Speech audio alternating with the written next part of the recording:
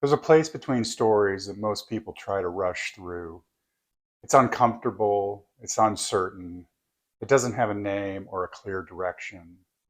But what if that place, what we call liminal space, is actually where the most important work happens? In the last video, I talked about the pull from the past. Today, I want to talk about the threshold, that in-between space where old stories are dying and new ones haven't been born yet. Liminal comes from the Latin limen, meaning threshold. It's that space between day and night, between seasons, between who you were and who you are becoming. In therapy, I see people in liminal space all the time.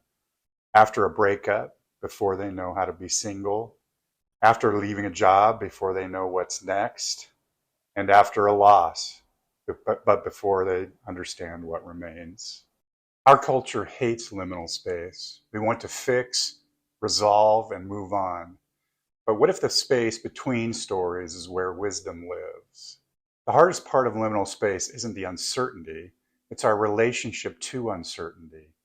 We've been trained to believe that not knowing is a problem to be solved, but in narrative therapy, we approach it differently. I ask clients questions like, what if not knowing is information rather than a problem? What does this uncertainty make room for that certainty couldn't?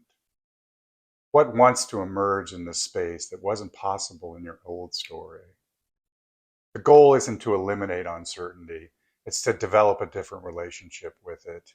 One that's curious rather than anxious, creative rather than controlling. So how do we navigate liminal space without rushing through it or getting stuck in it? I use what I call threshold practices, ways of being present in the in-between. In grief work, for example, what needs to be mourned from your old story?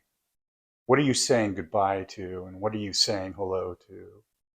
In presence practice, what does it feel like to be in this exact moment without rushing toward a resolution?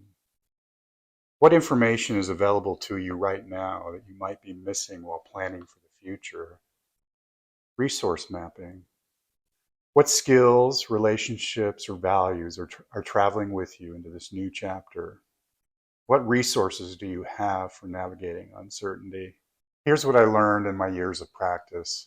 Liminal space has gifts that certainty can't offer. In liminal space, you get to question assumptions that felt permanent. You get to experiment with new ways of being without committing to them forever. You get to access creativity that wasn't available in your old story. You get to practice tolerance for ambiguity. It's a crucial life skill.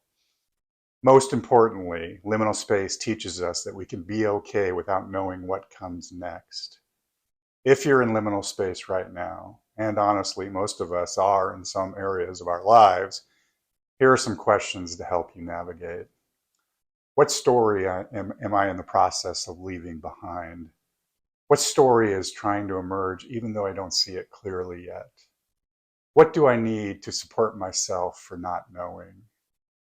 What would it look like to inhabit this uncertainty with curiosity instead of anxiety? And what is only possible in this space in between?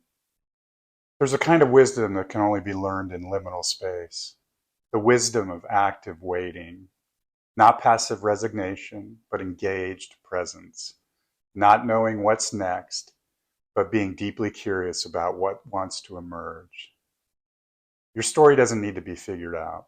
It needs to be lived into. And sometimes the bravest thing you can do is stand in a doorway between stories and say, I don't know what comes next, and that's okay. Peace.